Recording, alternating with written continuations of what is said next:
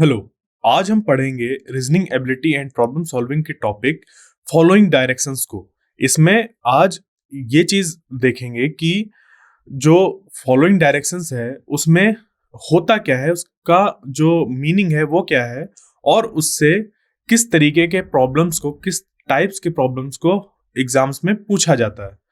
तो जो following direction है उसको समझने के लिए हमें कुछ चीजें जाननी होंगी, जैसे कि displacement, distance, reference point, frame of reference and इनसे ये डायरेक्शन कौन कौन सी होती है हम लोग की। ठीक है, ये चीज है। तो अगर हम लोग को डिस्प्लेसमेंट पता है, डिस्टेंस पता है, रेफरेंस पॉइंट पता है, फ्रेम ऑफ रेफरेंस पता है, डायरेक्शन पता है, तो हम लोग के लिए ये जो फॉलोइंग डायरेक्शंस वाले क्वेश्चन होते हैं उनको सॉल्व करना बहुत आसान हो जाता है। ठीक है, तो इसके लिए समझते हैं पहले फ्रेम ऑफ रेफरेंस को, कि फ्रेम ऑफ रेफरेंस क्या होता है, रेफरेंस पॉइंट क्या होता है, फिर बात करेंगे हम लोग डिस्टेंस की, फिर डायरेक्शन की, फिर डिस्प्लेसमेंट की। ठीक है, तो अगर मैं कहूं कि एक ऑब्जेक्ट रखा हुआ है, ठीक है, वो कोई ऑब्जेक्ट, कुछ भी बॉल हो सकती है, मान लीजिए बॉल एक रखी हुई है। अब ये जो बॉल है वो कहां रखी हुई है मैं पूछ लूं। ठीक है, मैंने कह दिया कि एक बॉल रखी हुई है, तो फिर आया मन में कि बॉल कहाँ रखी हुई है।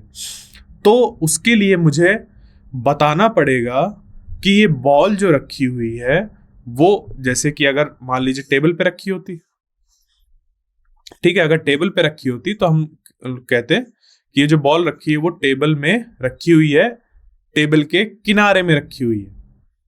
ठीक है, टेबल के किनारे में रखी हुई है। या फिर ये बॉल अगर किसी पेड़ के पास पड़ी होती तो ये पूछ लेते कि बॉल कहाँ पे पड़ी हुई है, तो कह देते कि उस पेड़ के पास पड़ी हुई है या उस पेड़ के पास रखी हुई है।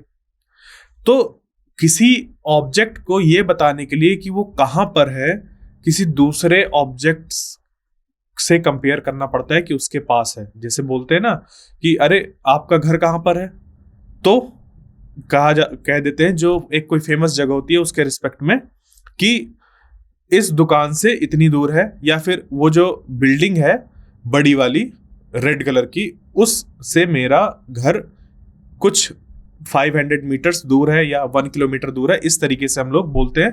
तो किसी ना किसी एक हमें रेफरेंस पॉइंट चाहिए होता है जिसके रिस्पेक्ट में, जिसके बेसिस पे हम लोग बोलते हैं कि वहां से ये ऑब्जेक्ट इतना दूर है, या इस पॉइंट से हमने कोई बोल दिया उससे ये ऑब्जेक्ट यहाँ पे रखा हुआ है, इस जगह पे या इस जगह पे या इस जगह पे कहीं पे भी वो रखा हुआ है। तो एक पॉइंट हम लोग कंसीडर करते हैं और उसके रिस्पेक्ट में बताते हैं कि जो हम लोग पूछ रहे हैं वो कहाँ पर रखा हुआ है। तो वो ऐसा पॉइंट जिसके रिस्पेक्ट में सारी चीजों की पोजीशंस बताई जाती हैं। ठीक है, एक और इस पे चीज आती है पोजीशन। ठीक है, तो हम लोग को बताना होता है क्या, पोजीशन। तो इन सारे ऑब्जेक्ट्स की जो पोजीशन होगी वो किसी एक पॉइंट, जिसको हम लोग रेफरेंस पॉइंट कहते हैं, उनके रिस्पेक्ट में बताते हैं हम लोग। क्लियर? तो रेफरेंस पॉइंट हो गया और पोजीशन हो गई, कि ऑब्जेक्ट कहां पर रखा हुआ है हम तभी बता पाते हैं जब हमारे पास एक रेफरेंस पॉइंट होता है। रेफरेंस पॉइंट के बिना हम लोग नहीं बता सकते कि वो चीज कहां पर है। ठीक है, कि एक चीज को बताने के लिए दूसरे चीज का रेफरेंस लेना पड़ता है। अब अगर हम लोग दो लोग हैं, ठीक है, मैं और मेरा फ्रेंड, और उन्होंने क्या किया, मैंने कहा कि वो ऑब्जेक्ट रखा हुआ है पेड़ के पास। अब जो मेरा फ्रेंड है उन्होंने क्या किया कि इस पेड़ के पास एक कार भी खड़ी थी, इस पेड़ के पास एक, इसी के नीचे एक कार खड़ी थी। तो उन्होंने बोल दिया कि ये जो बॉल पड़ी हुई है वो इस कार के पास है। ठीक है, वो इस कार के पास है।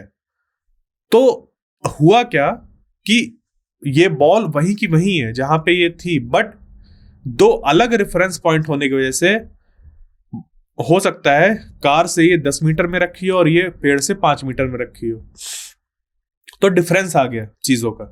ये 5 और 10 क्या है कि यहां से ये 5 मीटर में रखी है और ये 10 मीटर पे रखी हुई है, ठीक है। ये चीज क्या है, ये होता है डिस्टेंस। ये क्या होता है, ये डिस्टेंस होता है। तो किसी एक रेफरेंस पॉइंट से जो किसी ऑब्जेक्ट की एक्चुअल लेंथ होती है उसको हम लोग डिस्टेंस कहते हैं, ठीक है। बट अब प्रॉब्लम यहां पे ये आ रही है कि जो रेफरेंस पॉइंट है वो हम लोग के अलग अलग है, ठीक है। उसकी वजह से ये जो ऑब्जेक्ट है उसका जो डिस्टेंस है उन रेफरेंस पॉइंट से वो भी डिफरेंट डिफरेंट है। तो हम लोग क्या करते हैं, एक कोई यूनिवर्सल रेफरेंस पॉइंट मानते हैं और वो रेफरेंस पॉइंट में हम लोग जैसे कि एक एक्स वाई जेड एक्सिस बना दें, ऐसे एक्स वाई जेड ऐसे हम लोग कोऑर्डिनेट सिस्टम बना दें। तो ये जो एक कोऑर्डिनेट सिस्टम कहलाएगा, इसका जो ये ओरिजिन होगा ओ, तो ये कहलाएगा हम लोग का एक यूनिवर्सल फ्रेम। मतलब एक हम लोग ने मान लिया एक ऐसा फ्रेम ऑफ रेफरेंस, रेफरेंस देने के लिए एक फ्रेम ऑफ रेफरेंस उसको कहते हैं, जहां जिसपे एक रेफरेंस पॉइंट होता है और हम लोग उस पर डिस्टेंस वगैरह बता सकते हैं, ठीक है, और साथ में टाइम भी कैलकुलेट कर सकते हैं, ठीक है। तो वो होता है हम लोग का फ्रेम ऑफ रेफरेंस। तो हम लोग को एक यूनिवर्सल फ्रेम ऑफ रेफरेंस चाहिए होता है ताकि जब भी हम लोग किसी ऑब्जेक्ट की पोजीशन बताएं तो कोई भी कंफ्यूजन क्रिएट ना हो, कि एक हम लोग रेफरेंस पॉइंट लेके चलेंगे जिससे कि हर एक चीज को हम लोग डिफाइन करेंगे कि कौन सी चीज कहां पे किस पोजीशन में रखी हुई है, ठीक है। तो ये हो गया हम लोग का रेफरेंस पॉइंट कवर हो गया, फ्रेम ऑफ रेफरेंस पता चल गया, पोजीशन पता चल गई। डिस्टेंस क्या होता है, जैसे कि एक बार और बता दें कि एक अगर कोई एक पॉइंट है और ये दूसरा पॉइंट है और इन दोनों के बीच में हम लोग ने इस तरीके से कुछ चीज मूव कराई है, तो यहां से यहां तक जो एक्चुअल लेंथ होती है इस पाथ की, ठीक है, एक्चुअल लेंथ ऑफ पाथ जो होती है उसको ही हम लोग कहते हैं डिस्टेंस। इस ए से बी तक जाने में जो एक्चुअल पाथ लेंथ होती है कवर, उसको ही हम लोग कहते हैं डिस्टेंस, ठीक है। जैसे कि एक थ्रेड मान लीजिए कि एक थ्रेड को हम लोग यहाँ पे गिराते गए और फिर इस थ्रेड को हम लोग मेजर कर लें मीटर स्केल लेके, तो जितना मीटर निकल के आएगा उसको कहेंगे कि ए से बीच के बीच हम लोग की इतनी डिस्टेंस थी, ठीक है। अब आगे चलते हैं, डायरेक्शन की बात करते हैं, ठीक है। डायरेक्शन क्या होता है, डायरेक्शन हम लोग का इस तरीके से होते हैं, जैसे कि अर्थ में अगर हम लोग बात करें तो अर्थ में हम लोग जानते हैं कि होता है ईस्ट वेस्ट नॉर्थ साउथ। अब ईस्ट वेस्ट नॉर्थ साउथ को जब हम लोग को पेपर में रिप्रेजेंट करना होता है तो उसके लिए हम लोग इस तरीके से यूज करते हैं हमेशा, ये कि पेपर में कभी भी हम लोग को रिप्रेजेंट करना होगा तो जो नॉर्थ डायरेक्शन होगी वो इस डायरेक्शन में होगी। पेपर में कभी भी लिखेंगे तो नॉर्थ इधर लिखेंगे, ईस्ट इधर लिखेंगे, साउथ इधर लिखेंगे और वेस्ट इधर लिखेंगे। तो east west north south paper में जब भी हम लोग को ड्रॉ करना होगा तो ईस्ट वेस्ट नॉर्थ साउथ इस तरीके से लिखा जाएगा, ठीक है। अब अगर कोई ऑब्जेक्ट, जैसे कि हमने ये कर दिया और ये ऑब्जेक्ट यहां पे रखा हुआ है और इस रेफरेंस पॉइंट से देख रहे हैं, ठीक है, इस रेफरेंस पॉइंट से देख रहे हैं, तो ये वाली जो डायरेक्शन होगी ये हो जाएगी नॉर्थ ईस्ट, क्योंकि नॉर्थ और ईस्ट के बीच में, तो ये हो जाएगी नॉर्थ ईस्ट, ठीक है। इसको अगर हम लोग एक बड़े डायग्राम में देखें तो ये कुछ ऐसा हो जाएगा कि हमारे पास एक रेफरेंस पॉइंट है और इस रेफरेंस पॉइंट से हम लोग ने इधर बोला कि ये कौन सी डायरेक्शन है, इधर इससे इधर अगर एक ऑब्जेक्ट रखा है कोई, तो ये डायरेक्शन हो गई नॉर्थ, ठीक है, ये डायरेक्शन हो गई नॉर्थ। इस रेफरेंस पॉइंट से अगर हम लोग ने राइट हैंड साइड में देखा इस सीट में, तो ये डायरेक्शन हो गई हम लोग की ईस्ट, जो इस तरफ डायरेक्शन हो गई वो हो गई साउथ और इस तरफ डायरेक्शन हो गई वेस्ट। तो नॉर्थ और ईस्ट के बीच में अगर कोई यहाँ पे ऑब्जेक्ट रखा होगा तो इसको कहते हैं नॉर्थ ईस्ट डायरेक्शन में रखा हुआ है, ठीक है, इसको कहते हैं नॉर्थ ईस्ट डायरेक्शन, ठीक है, नॉर्थ ईस्ट डायरेक्शन हो गई है। उसी तरीके से जैसे कि यहां पर हम लोग का अगर ऑब्जेक्ट रखा होता इस जगह पे, तो ये जो डायरेक्शन होती है साउथ ईस्ट होती है, क्योंकि साउथ और ईस्ट के बीच में है ये, तो ये डायरेक्शन होती है हम लोग की साउथ ईस्ट डायरेक्शन। कौन सी? South east direction. ठीक है। इसी तरीके से अगर इस पे वेस्ट और नॉर्थ के बीच में अगर हम लोग का कोई ऑब्जेक्ट रखा हो इस जगह पे कहीं पे, तो उसको हम लोग कहते हैं नॉर्थ वेस्ट। ठीक है, जैसे नॉर्थ ईस्ट हो गया उसी तरीके से हो जाता है नॉर्थ वेस्ट डायरेक्शन। और ये वाली अब हम लोग की तुरंत समझ पे आ जाएगी, ये हो जाएगी साउथ वेस्ट डायरेक्शन। ठीक है, तो ये हम लोग के पास 8 डायरेक्शन निकल के आ गई, जो हम लोग इनको जानते हैं कि ये क्या होती हैं। तो ये हो गई डायरेक्शन। अब डिस्प्लेसमेंट क्या होता है वो समझ लेते हैं। डिस्प्लेसमेंट का ये होता है, जैसे ए और बी 2 पॉइंट है हम लोग के, उन पॉइंट के बीच में कोई ऑब्जेक्ट ऐसे इधर से ऐसे मूव किया, तो ऐसे ऐसे जब ये मूव करके गया तो एक्चुअल पाथ लेंथ जो उसने कवर करी, अगर हम लोग यहाँ पे धागा रखते जाते एक, और उस धागे को हम लोग मेजर करते, फिर वो जो लेंथ निकल के आती वो हो जाती हम लोग की डिस्टेंस। बट अब ऑब्जेक्ट यहां से चला था और फाइनली यहां पहुंच गया। वो चला यहां से, तो शुरुआत उसने यहां से की थी और अंत उसने यहां किया। तो शुरुआत से लेके अंत तक जो मिनिमम डिस्टेंस होती है, क्या होती है? एक मिनिमम डिस्टेंस, मतलब कि एक स्ट्रेट लाइन मिनिमम डिस्टेंस, उसको हम लोग डिस्प्लेसमेंट कहते हैं। क्या कहते हैं? डिस्प्लेसमेंट। शुरुआत की जो पोजीशन है और फाइनल पोजीशन जो है, इनिशियल पोजीशन और जो फाइनल पोजीशन होती है, उसके बीच की शॉर्टेस्ट डिस्टेंस जो होती है उसको हम लोग डिस्प्लेसमेंट का नाम देते हैं। ठीक है,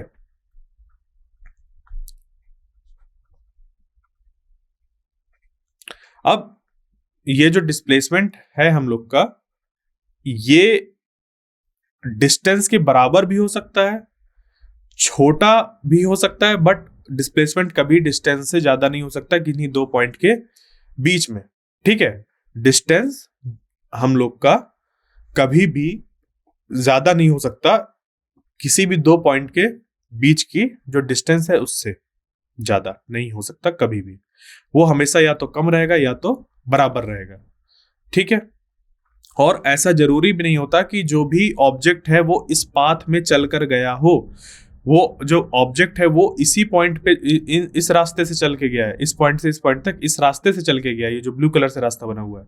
बट अगर हम लोग डिस्प्लेसमेंट पूछते हैं तो तुरंत हम लोग इन 2 पॉइंट के बीच की शॉर्टेस्ट डिस्टेंस निकाल लेंगे और बता देंगे कि ए और बी के बीच में जो डिस्प्लेसमेंट है वो है कुछ, हम लोग का निकल के आ जाएगा।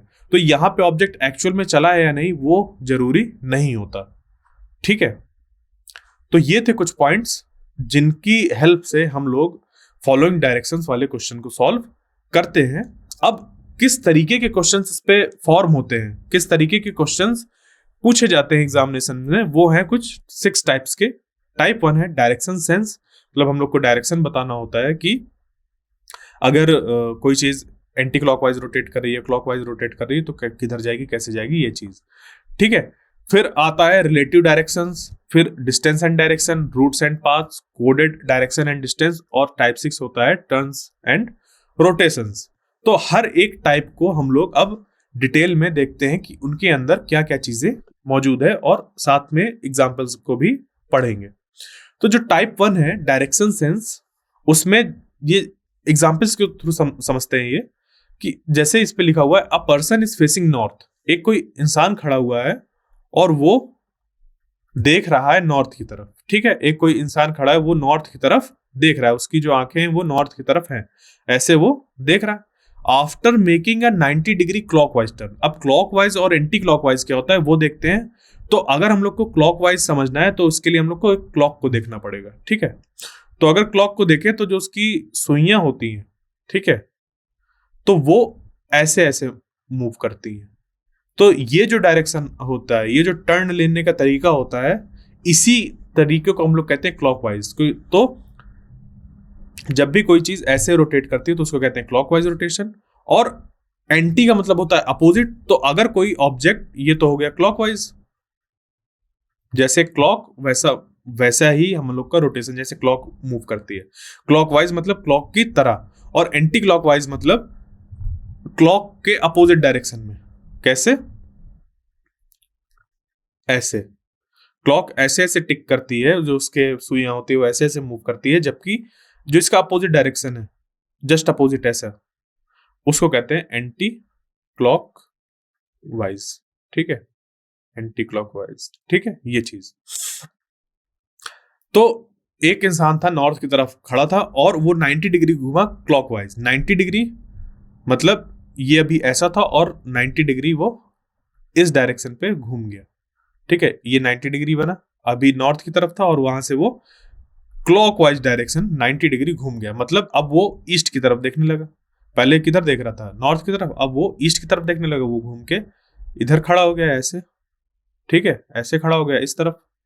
ठीक, अब वो 180 डिग्री टर्न कर गया एंटी क्लॉकवाइज। अब उसके बाद ये फिर से रोटेट कर गया 180 डिग्री ईस्ट डायरेक्शन से। ईस्ट डायरेक्शन जो थी, ईस्ट डायरेक्शन से वो 180 डिग्री रोटेट कर गया। 180 डिग्री रोटेट कर गया। 180 डिग्री के मतलब इधर जस्ट अपोजिट। ठीक है, 180 डिग्री रोटेट कर गया एंटी क्लॉकवाइज डायरेक्शन, ये 180 डिग्रीज। तो अब ये जो है उसका फेस किस तरफ है? तो उसका फेस हो गया अब वेस्ट की तरफ। ठीक है, ये अब वेस्ट की तरफ देखने लगा। ठीक है, ये चीज।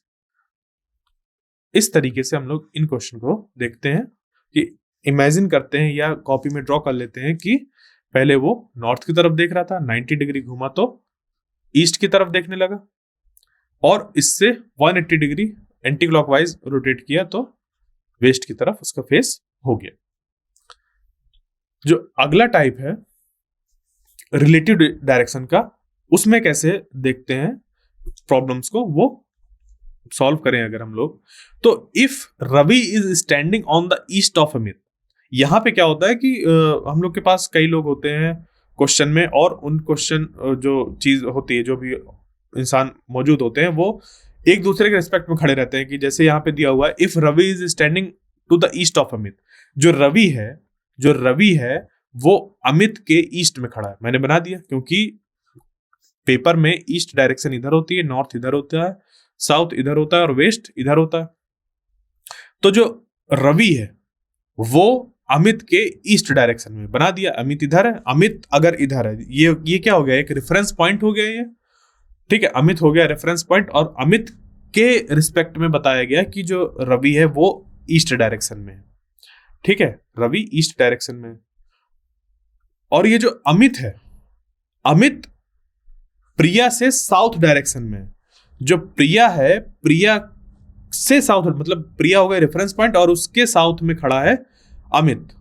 तो अब बताओ कि जो रवि है वो प्रिया के रिस्पेक्ट में, मतलब रवि स्टैंडिंग कंसर्निंग प्रिया, अगर हम लोग प्रिया के रिस्पेक्ट में देखें तो रवि कहां खड़ा है? तो प्रिया से देखना है हम लोग को, तो इसको मान लेंगे रेफरेंस पॉइंट, इसको मान लेंगे रेफरेंस पॉइंट। तो ये जो हम लोग का है, ये पॉइंट हो गया रेफरेंस पॉइंट, और इसके रेफरेंस में हम लोग को बताना है कि रवि कहां पे है। तो इसके लिए डायरेक्शन बनाओ, ये हो गई साउथ, ये हो गई ईस्ट, तो ये डायरेक्शन हो गई साउथ ईस्ट। ये डायरेक्शन कौन सी हो गई? South east. अभी बताया था इन दोनों के बीच की डायरेक्शन होती है, वो होती है साउथ ईस्ट। ये नॉर्थ ईस्ट, ये नॉर्थ वेस्ट, और ये ये साउथ वेस्ट।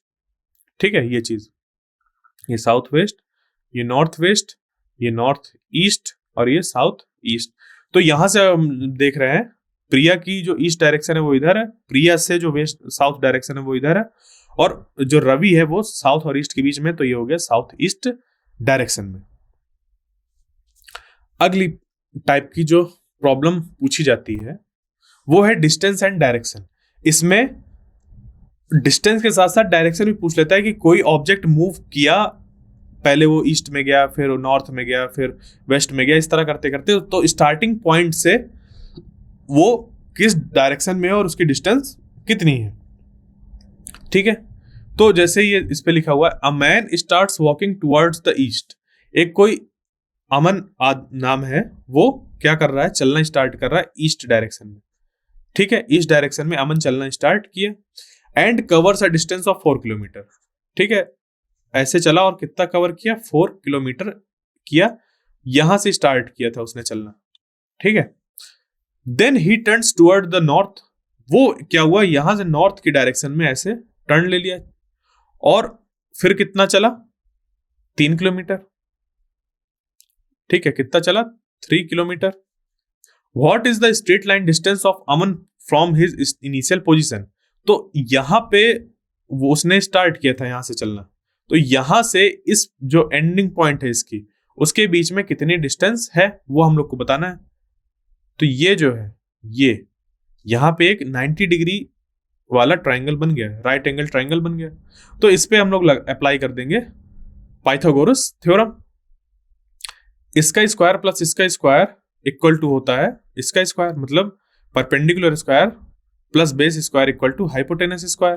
तो 4 square plus 3 square equal to, ये जो भी लेंथ है इसको अगर हम लोग मान लें ऐसे n, ठीक है, तो an स्क्वायर, इसका स्क्वायर करेंगे तो ये हो जाएगा 16 और ये हो जाएगा 9 और ये हो गया an स्क्वायर, और 16 प्लस 9 हो गया 25, और इस पे अब हम रूट ले लेंगे दोनों तरफ, तो इधर बचेगा an। तो a और n के बीच की जो डिस्टेंस निकल के आ गई वो निकल के आ गई 5। an जो निकल के आ गई वो निकल के आ गई 5 किलोमीटर। तो इनिशियल पोजीशन से अमन अब कितनी दूरी पे खड़ा हुआ है, 5 किलोमीटर दूर पे खड़ा हुआ है जब एक स्ट्रेट लाइन से इसको देखा जाता है। ठीक है, तो इसी को इसका डिस्प्लेसमेंट भी कहते हैं। देखो एक्चुअल में चला वो ऐसे फिर ऐसे, बट कितना डिस्प्लेस हुआ, वो इतना डिस्प्लेस हुआ। इसी में एक और चीज पूछी जा सकती है कि डायरेक्शन भी हम लोग को बताना हो, तो डायरेक्शन क्या हो जाएगी, इधर नॉर्थ होता है इधर ईस्ट होता है, ये दोनों इसके बीच में है। तो अमन अपनी स्टार्टिंग पॉइंट से 5 किलोमीटर नॉर्थ ईस्ट डायरेक्शन में है, तो कंप्लीट जो हो जाएगा ये 5 किलोमीटर नॉर्थ ईस्ट डायरेक्शन। ठीक है, ये चीज। टाइप 4, स्कूल बस ड्राइवर, इस पे रूट्स एंड पाथ की बात होती है, तो इस पे काफी देर तक कोई भी ऑब्जेक्ट मूव करता है, उसके बाद फिर हम लोग को बताना पड़ता है कि डायरेक्शन क्या है और उसकी जो पाथ है वो कितना उसने कवर किया है। ये तो school bus driver starts from the school, कोई स्कूल है एक, वहां से ड्राइवर ने चलना चालू किया, ड्राइव्स 2 किलोमीटर नॉर्थ, तो यहां से वो 2 किलोमीटर नॉर्थ गया, टेक्स लेफ्ट टर्न, अब इस डायरेक्शन में है, इधर खड़ा हुआ है, मतलब बस ऐसे जा रही है और उसका लेफ्ट किधर होगा, इधर, तो वो क्या करेगा, लेफ्ट टर्न लिया और 5 किलोमीटर ड्राइव किया उसने। ठीक है, 5 किलोमीटर ड्राइव किया, 5 किलोमीटर ड्राइव करने के बाद उसने फिर से लेफ्ट टर्न लिया, तो लेफ्ट टर्न लेने में वो इधर आ गया और उसने 8 किलोमीटर चला। ठीक है, तो 2 किलोमीटर तो इतना था, 8 किलोमीटर मतलब 2 किलोमीटर इतना हो गया, 6 किलोमीटर और ये चला, तो टोटल हो गया 8 किलोमीटर, ये हो गया 6 किलोमीटर यहां से यहां तक, ये डिस्टेंस 6 किलोमीटर और ये डिस्टेंस 2 किलोमीटर, टोटल 8 हो गया। ठीक है, आगे उसके बाद फिर before taking a left turn again and driving for 5 kilometre, मतलब कि यहां पे इसने फिर से एक टर्न लिया है, इसने 8 किलोमीटर चला है एक लेफ्ट टर्न लेने के पहले, यहां पे लेफ्ट टर्न लिया, उसके बाद 8 किलोमीटर चला एक लेफ्ट टर्न लेने के पहले, मतलब कि फिर से यहां पे एक लेफ्ट टर्न लेगा वो, और वो 5 किलोमीटर फिर से चल दिया। कितना चल दिया, 5 किलोमीटर फिर से चल दिया। तो अब हमें बताना है कि ये जो स्कूल था यहाँ पे, स्कूल से the driver finally takes a left turn and drives 1 kilometre before stopping, उसके बाद फिर से एक लेफ्ट टर्न लिया इसने, 1 किलोमीटर चला, कितना चला, 1 किलोमीटर। तो how far and towards which direction should the driver drive to reach the school again. तो अब हमें बताना है कि जो ड्राइवर है वो किस डायरेक्शन में चले और कितनी डिस्टेंस चले कि वो फिर से स्कूल में पहुंच जाए। तो अब हम यहां देखें अगर, तो ये टोटल था 8 किलोमीटर, 8 किलोमीटर में ये हो गया 2 किलोमीटर, बचा था 6 किलोमीटर, 6 किलोमीटर में ये 1 किलोमीटर फिर से चल गया है, तो ये कितना बचा, 5 किलोमीटर। ये डिस्टेंस बची हम लोग की कितनी, 5 किलोमीटर, क्योंकि एक ऐसा रेक्टेंगल जैसा बन गया 5 किलोमीटर। और ये जो 5 किलोमीटर है यहाँ पे हम लोग का किस डायरेक्शन में चलना होगा उसको, नॉर्थ डायरेक्शन में, तो आंसर हो जाएगा 5 किलोमीटर टुवर्ड्स नॉर्थ। क्लियर, आगे चलते हैं टाइप 5 पे, कोडेड डायरेक्शन एंड डिस्टेंस। इस पे जो क्वेश्चन फॉर्म होता है वो इस तरीके का रहता है कि जैसे हम एक कोड का इस्तेमाल करते हैं कि X ये कॉपीराइट वाला जो सिंबल है और Y, तो इसका मतलब होगा कि x is 17 metre to the north of y। हमने एक कोड बना दिया कि अगर मैंने ऐसे लिख दिया तो इसका मतलब हो जाएगा जो x है वो 17 मीटर है y के नॉर्थ में, मतलब y अगर यहाँ पे है तो x इधर होगा 17 मीटर दूरी पे, ठीक है, 17 मीटर डिस्टेंस पे वो इधर होगा। तो ये है कोड। उसी तरीके से ये जो n वाला साइन है, ठीक है, तो x n वाला साइन और ये y, इसका जो यहाँ पे भी एक कोड बन गया कि x जो है वो 25 मीटर है y के ईस्ट में। मतलब इसके लिए जो बना वो ये बना कि y है y के ईस्ट में, ये y है y के ईस्ट में 25 मीटर, और ये था पहला वाला कि y से 17 मीटर इधर x नॉर्थ में x है। फिर ये वाला जो है रजिस्टर्ड ट्रेडमार्क वाला, तो x रजिस्टर्ड ट्रेडमार्क वाला साइन y, तो ये हो जाएगा x is 22 metre to the south of y। मतलब y से साउथ में कितना, 22 मीटर। ये कोड हो गया इसका।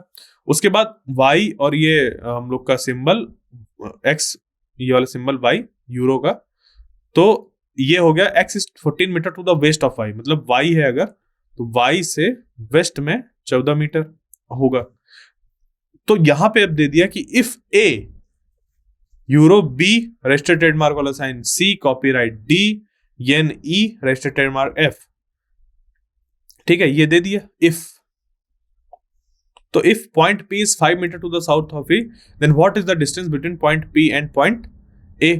तो इसके लिए जो हम लोग देखेंगे वो इस तरीके से देखेंगे कि जो भी हम लोग का यहाँ पे दिया हुआ था उसको हम लोग ने यहाँ पे ड्रॉ किया कि a यूरो, b यूरो का मतलब क्या है कि x जो पहला वाला है वो 14 मीटर होगा वेस्ट ऑफ y में, ठीक है। तो ये चीज यहां से हम लोग ने बनाई और ये देखा कि जो डिस्टेंस फाइनल निकल के आ रही है वो 11 मीटर निकल के आ रही है, ठीक है। पॉइंट ए और पॉइंट ए के बीच में, पॉइंट पी और पॉइंट ए के बीच में जो फाइनल हम लोग की डिस्टेंस निकल गई वो 11 मीटर निकल के आई, ठीक है। तो ये था कोडेड डायरेक्शन एंड डिस्टेंस का क्वेश्चन। अब इसी में जो आखिरी टाइप की फॉर्म होती है प्रॉब्लम वो है टर्न्स एंड रोटेशन से, ठीक है। इसमें क्या होता है, जैसे एग्जांपल में देखें तो Mohan walk 30 metres toward south.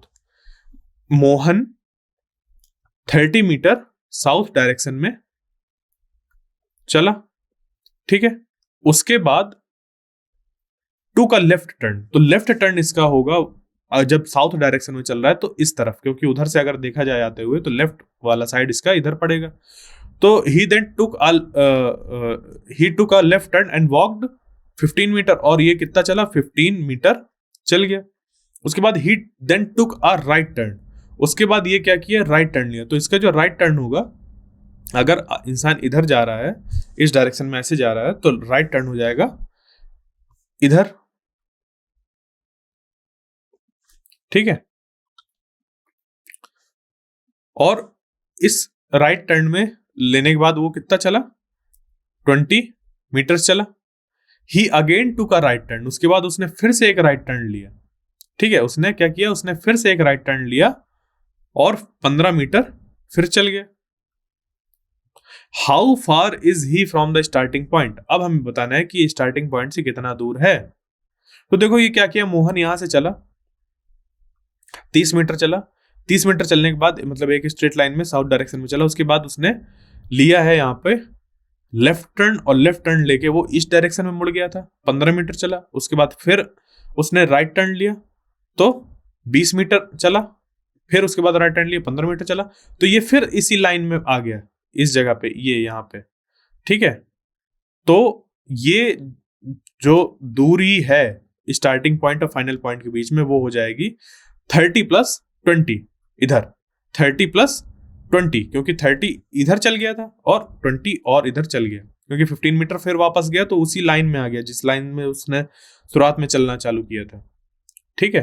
तो ये प्लस हो जाएगा ये 20 मीटर्स डिस्टेंस, ठीक।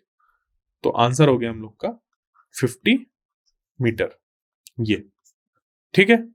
तो ये थे कुछ हम लोग के प्रॉब्लम्स जो कि फॉलोइंग डायरेक्शंस के अंदर पूछे जाते हैं। 6 टाइप्स के प्रॉब्लम्स होते हैं, अब इसके अगले पार्ट में हम लोग जो ये आज पढ़ा है 6 टाइप्स के प्रॉब्लम, उसी को समझने के लिए और एग्जाम्पल्स को सॉल्व करेंगे। Thank you.